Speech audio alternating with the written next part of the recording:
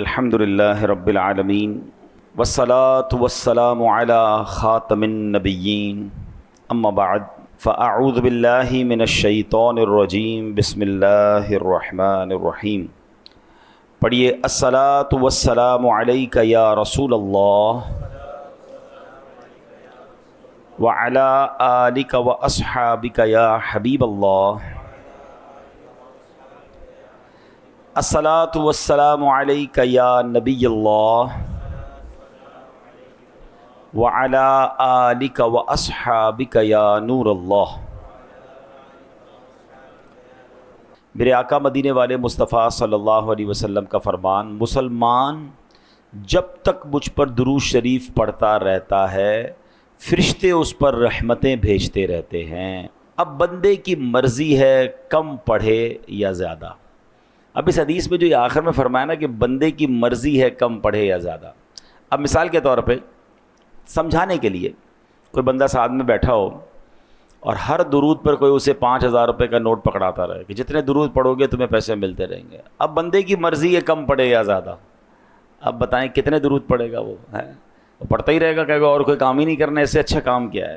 تو جب بھی آپ کو بریک ملے نا، جیسے کسی کا انتظار کر رہے ہیں یا بیٹھے ہیں، تو وہ وقت ضائع نہیں ہونا چاہیے، اس میں ذکر و درود پڑھتے رہا کریں۔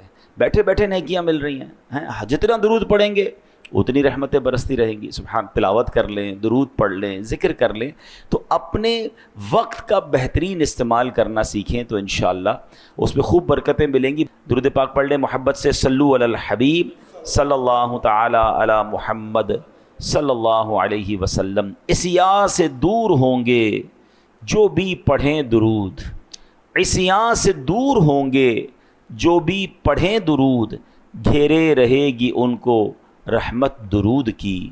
مقبولیت دعا کی ہوتی ہے اس کے ساتھ، مقبولیت دعا کی ہوتی ہے اس کے ساتھ، دیکھی ہے یہ بھی اکثر حکمت درود کی۔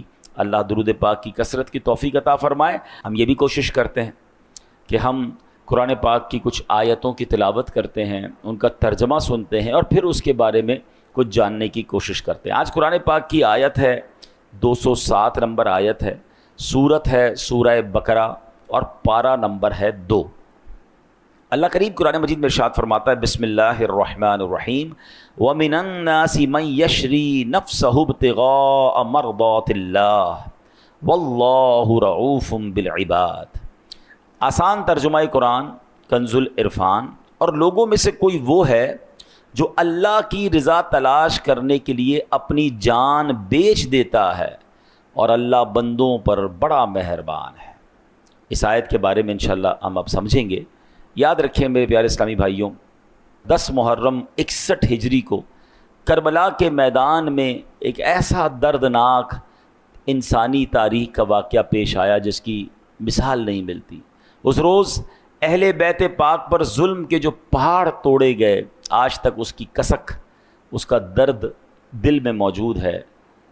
آج بھی ہم کربلا کے جب دردناک واقعات پڑھتے ہیں، سنتے ہیں، وہ اہل کربلا پر پانی کا بند کیا جانا، تپتے صحرا پر وارثانے کوثر و سلسبیل کا پیاس کو برداشت کرنا، حضرت علی اصغر کے مبارک گلے پر لگنے والا وہ تیر، حضرت علی اکبر کی بھری جوانی میں شہادت کو گلے لگا لینا، ان نیک اور پارسا خواتین کا اتنا بڑا سانحہ ہونے کے باوجود اپنی حیا اور اپنے پردے کا خیال رکھنا، آخر امام علی مقام امام حسین رضی اللہ تعالی عنہ کا دین کی سربلندی کی خاطر سر مبارک کا نذرانہ پیش کرنا، اس قیامت نما واقعے کو صدیاں بیت گئی ہیں، اپروکسیمیٹلی 1400 سال ہو گئے ہیں۔ اب آپ غور کریں، مگر آج بھی اس کا ذکر سنتے ہیں، آج بھی اس کی بات سنتے ہیں تو عاشقوں کی آنکھیں بھیگ جاتی ہیں، سینوں سے آہیں بلند ہوتی ہیں، دل ایک حسرت، مایوسی اور تمنا میں ڈوب جاتا ہے کہ کاش میں بھی وہاں ہوتا، ادب سے میں بھی اپنے سر کا نذرانہ نبی پاک کی آل کے آگے پیش کر دیتا، مگر یہ موقع ہمیں ملا نہیں۔ لیکن یہ تمنا کرنا، یہ کہتے ہیں نا کہ ان کی یاد منانا بھی بعض اوقات کیسے بخشش کا سبب بنتا ہے۔ علامہ ابن جوزی رحمۃ اللہ تعالی علیہ، بہت بڑے بزرگ گزرے ہیں، کہتے ہیں ایک مرتبہ حضرت عمرو بن لیث رحمۃ اللہ تعالی علیہ، یہ اپنے زمانے کے لیڈر تھے، ان کے سامنے ان کی فوج جمع ہوئی. جب اپنی اتنی بڑی فوج دیکھی نا تو ان کی آنکھوں میں آنسو آ گئے, دل غمگین ہو گیا. کہتے ہیں کاش امام حسین کے زمانے میں میرے پاس اتنی بڑی فوج ہوتی, میں ساری فوج لے کر جاتا, اپنے آپ کو بھی ان کے قدموں پہ قربان کرتا, اپنی ساری فوج جو ہے امام حسین کے قدموں میں قربان کرتا. راوی لکھتے ہیں کہ حضرت عمر بن لیث کا جب انتقال ہوا نا تو مرنے کے بعد کسی نے پوچھا آپ کے ساتھ کیا معاملہ ہوا, تو وہ کہتے ہیں کہ جو ایک بار محبت امام حسین میں دل میں جو خیال آیا تھا نا کہ اگر میں بھی وہاں ہوتا, میری فوج بھی وہاں ہوتی اور ہم سب ان کا ساتھ دیتے, تو اللہ کریم نے اس مبارک خیال کی برکت سے میری بخشش فرما دی. تو اہل بیت کی محبت کی کیا بات ہے. اور جی اہل بیت سے محبت کرنا یہ ہمارے ایمان کا حصہ ہے. سرکار دو عالم علیہ الصلوۃ والسلام کی حدیث کا مضمون ہے کہ بندہ اس وقت تک کامل مومن نہیں ہو سکتا جب اپنی جان سے زیادہ میری جان سے یعنی مجھ سے محبت نہ کرے. یعنی ہم سب اپنے آپ سے زیادہ محبت کس سے کرنی ہے؟ نبی پاک علیہ الصلوۃ والسلام. پھر فرمایا اور اپنی اولاد سے زیادہ میری اولاد سے پیار نہ کرے.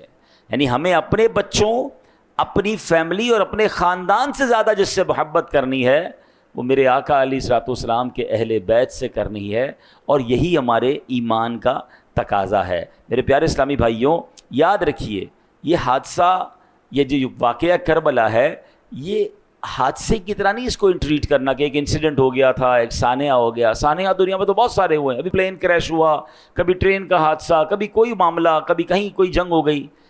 یہ صرف سانحہ نہیں ہے, اس سے اشارہ ملتا ہے کہ اس واقعے کو یاد رکھوایا گیا ہے. اور اللہ اکبر, قدرت نے اس واقعے کو دلوں میں کیسے زندہ رکھا ہے, کیونکہ یہ سبق ہے. گویا یہ ایک درس زندگی ہے جو ہر سال محرم میں ہمیں یاد دلایا جاتا ہے, بتایا جاتا ہے کہ امام الانبیاء کی اولاد پاک نے کس رنگ میں زندگی کو گزارا. ان سے سبق سیکھو اور اپنی زندگی کو ایک پراپر لائن پر لے کر آئیں. اب میں آتا ہوں آیت کی طرف. اب یہ پس منظر آپ کے جب ذہن میں ہوگا تو آیت مزید سمجھنا آسان ہو جائے گا. اللہ کریم نے قرآن مجید میں جو ارشاد فرمایا, اب اس آیت کو میں تھوڑا سا بریک کر کے آپ کے سامنے رکھتا ہوں. ارشاد ہوتا ہے وَمِنَ النَّاسِ, اور لوگوں میں سے. یہاں لفظ من کا معنی ہے کچھ, یعنی لوگوں میں سے کچھ لوگ ہوتے ہیں. اب جس مرتبے اور ذکر کی بات آنے والی ہے, جس مقام کی بات آنے والی ہے, اس کی تمنا تو بہت سارے لوگ کرتے ہیں, اب اگر وہ مقام ملتا بہت تھوڑوں کو ہے. وہ شاعر کہتے ہیں نا, چاہتے سب ہیں کہ ہوں اوجے سریا پہ مقیم. چاہتے تو سب ہیں کہ ہوں اوجے سریا پہ مقیم, پہلے ویسا کوئی پیدا تو کرے قلب سلیم. چاہتے تو سب عروج مل جائے. کوئی کہتا ہے یار میں بھی چاہتا ہوں دین کے لیے کوئی بڑا کام کر لوں, کوئی چاہتا ہے میں بھی چاہتا ہوں کوئی جناب دنیا میں بڑا کام کر لوں, میں بھی پاپولر ہو جاؤں. مگر کسی بھی چیز کو حاصل کرنے کے لیے اس کے تقاضے ہوتے ہیں. پہلے وہ قلب سلیم تو لائے, پھر اوج سریا ملنا ہے نا. تو قرآن کیا کہتا ہے, تھوڑے ہی لوگ ہوتے ہیں. وہ کون لوگ ہوتے ہیں, وہ کیا کرتے ہیں؟ آگے قرآن میں فرمایا من یشری نفسہ, کوئی وہ ہے جو اپنی جان بیچ دیتا ہے. کچھ ہی لوگ ہوتے ہیں جو اپنی جان بیچتے ہیں. کس کو بیچتے ہیں وہ آگے بتاتا ہوں, مگر جان ہم سارے ہی بیچ رہے ہیں. جان کیا ہے ایکچولی؟ سانسیں ہیں نا. کوئی سانسیں فضول کام میں خرچ کر رہا ہے, کوئی سانسیں دنیا کمانے میں خرچ کر رہا ہے, کوئی اپنی سانسیں حرام کام میں خرچ کر رہا ہے, کوئی اپنی سانسیں ضائع کر رہا ہے غلط کاموں کے اندر. اور کچھ لوگ وہ ہیں جو اپنی جانیں کہاں بیچتے ہیں؟ قرآن کہتا ہے اللہ کی رضا تلاش کرنے کے لیے بیچ دیتے ہیں. آگے قرآن کہتا ہے واللہ رؤوف بالعباد, اور اللہ بندوں پر بڑا مہربان ہے. اے میرے پیارے اسلامی بھائیوں, امام عالی مقام امام حسین رضی اللہ تعالیٰ عنہ کا ویژن کیا تھا, سوچ اور مقصد جو اس پورے واقعے کے پیچھے کام کر رہا تھا. اللہ اکبر. مولانا حسن رضا خان صاحب نے یہ پوری بات, یہ ویژن ایک شعر میں سمجھایا. وہ کہتے ہیں مصطفیٰ بائے خریدار اس کا اللہ مشتری, خوب چاندی کر رہا ہے کاروان اہل بیت. اللہ اکبر. آپ فرماتے اس کا بائر کون تھا, اس کا سیلر کون تھا, اور پروڈکٹ کیا تھی؟ وہ کہتے ہیں سیل کرنے والے, بیچنے والے ہیں جناب رسول اللہ صلی اللہ تعالی علیہ وسلم. خریدار کون ہے؟ رب خرید رہا ہے. اور بیچا کیا جا رہا ہے؟ میرے آقا نے اپنی اولاد کی جانیں رب کی بارگاہ میں پیش کی ہیں. ایسے تربیت کی امام حسین اور اپنے خاندان والوں کی کہ سب نے کربلا میں اپنی جانیں دے دی. اور پھر کیا ہوا؟ خوب چاندی کر رہا ہے کاروان اہل بیت. یہ کیسا سودا ہے جس کی جو قیمت ملنی ہے، جس میں جو انعام ملنا ہے، وہ جنت کے عظیم عظیم نعمتیں ہیں، اور وہ کاروان اہل بیت نے حاصل کر لیا. اللہ اکبر. ایک اور جگہ کیا خوبصورت بات مولانا حسن رضا خان صاحب لکھتے ہیں، کس مزے کی لذتیں ہیں آب تیغ یار میں، خاک و خون میں لوٹتے ہیں تشتگانے اہل بیت. دولت دیدار پائی پاک جانے بیچ کر، کربلا میں خوب ہی چمکی دکانیں اہل بیت. گھر لٹانا جان دینا کوئی تم سے سیکھ جائے. باتیں تو کرنا سب کو آتی ہیں. گھر لٹانا جان دینا کوئی تجھ سے سیکھ جائے، جان عالم ہو فدا اے خاندان اہل بیت. گھر بھی لٹایا، جان بھی لٹائی، اور یہ سب کس لیے؟ دین متین کی سر بلندی کے لیے. تو سبحان اللہ. اب یہ واقعہ کربلا کا جو ابتدائی مقصد تھا، جو اہم مقصد تھا، وہ کیا تھا؟ جو قرآن کی اس آیت کا جز ہے، اللہ کی رضا تلاش کرنے کے لیے، اپنے رب کو راضی کرنے کے لیے. آپ کو معلوم ہے امام علی مقام کو باقاعدہ صحابہ کرام نے روکا تھا، آپ نہ جائیں. ایک تو بچپن میں مشہور تھا، مدینہ منورہ میں بہت سارے صحابہ کرام کو معلوم تھا، خود نبی پاک کو معلوم تھا، بلکہ امام حسین کو معلوم تھا کہ آپ شہید ہو جائیں گے. مگر جب مدینے سے کربلا جانے کا وقت آیا تو اس وقت بھی کئی صحابہ کرام نے روکا کہ آپ مت جائیے، کوفہ جانے کا وقت ہے. کہا کوفہ والے وفا نہیں کرتے، حضور آپ نہ جائیں. اور صحابہ کرام کو یہی خوف تھا کہ یہ کہیں وہی وقت تو نہیں کہ جس میں ان کو شہید ہونا ہے اور اسی سفر میں یہ شہید نہ کر دیے جائیں. اللہ اکبر. امام حسین کے دو جواب ہوا کرتے تھے. ایک بات بہت کلیئرلی سن لیجئے، انفارچونیٹلی سوشل میڈیا کی وجہ سے اب ایسے لوگ بھی آ گئے معاذ اللہ جو اس عظیم واقعے کو، اس عظیم قربانی کو دوسرا رنگ دیتے ہیں کہ نہیں جناب یہ تو اقتدار کی جنگ تھی، معاذ اللہ امام حسین کو جناب حکومت چاہیے تھی. استغفر اللہ. یہ بہت بڑا الزام ہے. امام حسین تو پہلے ہی جس کو کہیں بادشاہوں والی لائف تھی ان کی، ہر بندہ آپ سے محبت کرتا تھا، بڑے بڑے حکمران آ کر آپ کو وظائف پیش کرتے تھے، اور نبی پاک کے مدینے میں رہ رہے تھے. ان کو کیا ضرورت تھا مدینہ چھوڑ کر کربلا جانے کا یا کوفہ جانے کا؟ جناب امام حسین کہا کرتے کہ مجھے کوفہ والوں نے خط لکھے ہیں، وہ مجھے بار بار یہ خط لکھ کر بلا رہے ہیں کہ یا امام آپ تشریف لائیے، ہم یزید کی بیعت نہیں کرنا چاہتے، آپ آ جائیں، ہم آپ کی بیعت کرنا چاہتے ہیں. امام حسین فرمایا کرتے اگر آج میں کوفہ نہ گیا تو یہ کوفہ والے قیامت کے دن اللہ کی بارگاہ میں عرض کریں گے مولا ہم تو یزید کی بیعت نہیں کرنا چاہتے تھے، ہم تو امام حسین کو بلاتے رہے، وہ تشریف نہ لائے، ہم ان کی بیعت نہ کر سکے. یہ دینی ذمہ داری تھی، یہ ان کا درد تھا جو امام حسین وہاں پر گئے. تو یاد رکھیے آپ جنگ لڑنے نہیں، آپ اقتدار لینے نہیں، آپ تو اسلام کی دعوت اور نیکی کی دعوت دینے گئے تھے. ارے کوئی لڑائی کرنے اپنے بیوی بچوں کو لے کر جاتا ہے، کوئی 6 مہینے کے علی اصغر رضی اللہ عنہ کو لے کر جاتا ہے. آپ تو دعوت پر گئے تھے، بلاوے پر گئے تھے. اچھا جب صحابہ کرام آپ کو انٹرسیپٹ کر رہے تھے نا کہ نہ جائیں، آپ نہ جائیں، وہاں معاملات اچھے نہیں ہیں، تو امام حسین نے اپنا ایک نمائندہ بھیجا حضرت مسلم بن عقیل رضی اللہ عنہ جو آپ کے کزن بھی تھے کہ آپ جا کر پہلے حالات دیکھیں.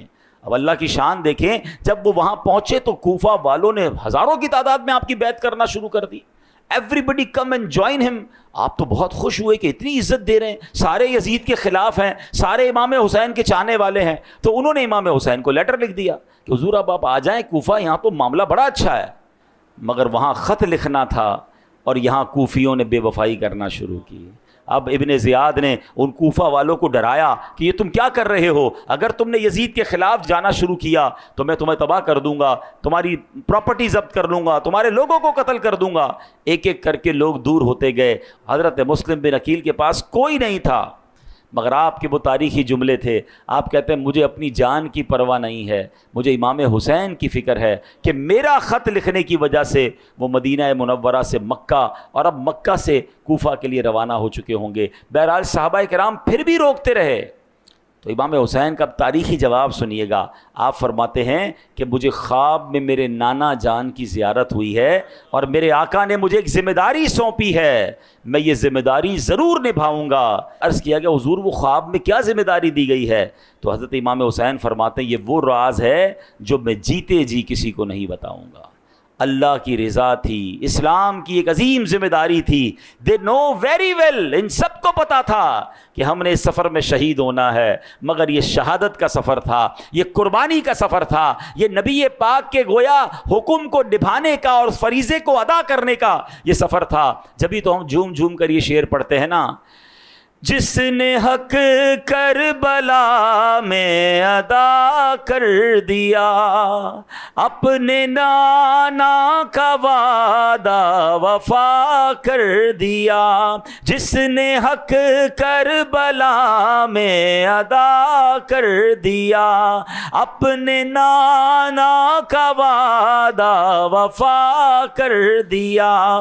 جس نے امت کی خاطر فدا کر دیا، گھر کا گھر سب سپرد خدا کر دیا. اس حسین ابن حیدر پہ لاکھوں سلام، اس حسین ابن حیدر. تو اتنی عظیم قربانی ہے یہ، اور یہ ہمیں ریئلائز بھی کرنی ہے. اچھا، ایک اور چیز میں کرنا چاہتا ہوں.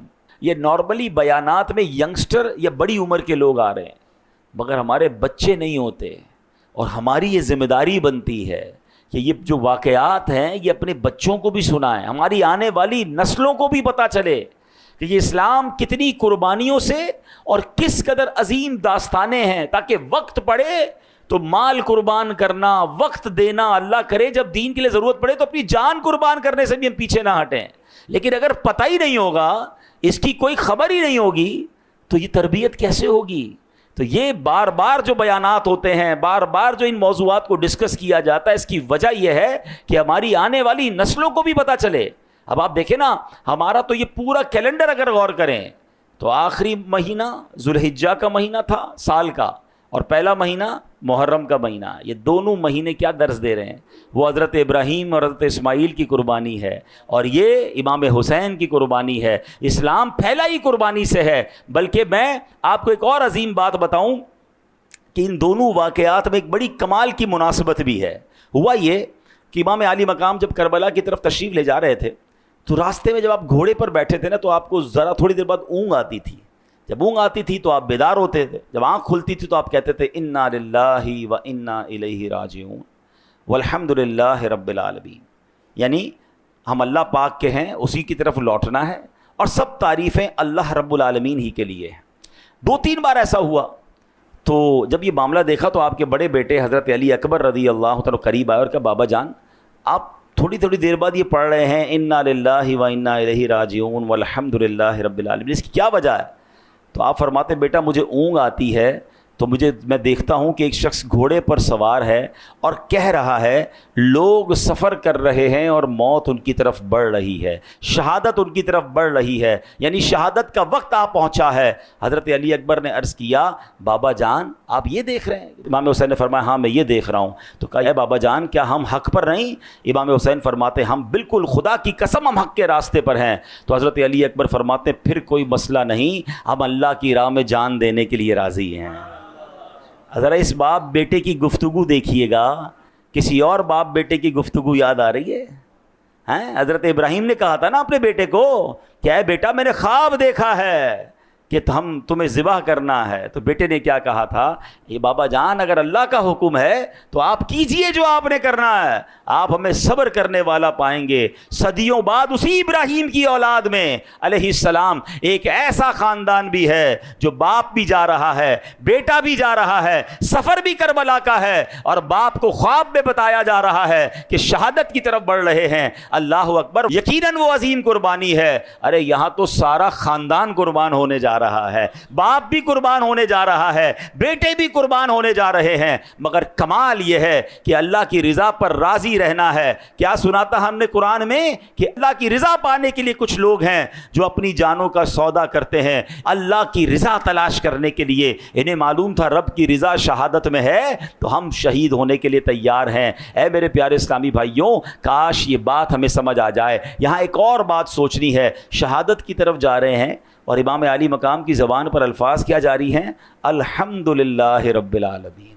ہائے ہائے ہائے، اللہ کرے کہ یہ جذبہ مل جائے کہ مشکل آئے تو شکوہ نہ ہو زبان پر، اس حال میں بھی رب کا شکر ہو۔ وہ کہتے ہیں نا اللہ کے جو نیک بندے ہوتے ہیں نا، بڑی کمال کی بات ہے تھوڑی گہری بات، اگر آپ سمجھ جاؤ گے تو اس کا بڑا کمال کا لطف ہے۔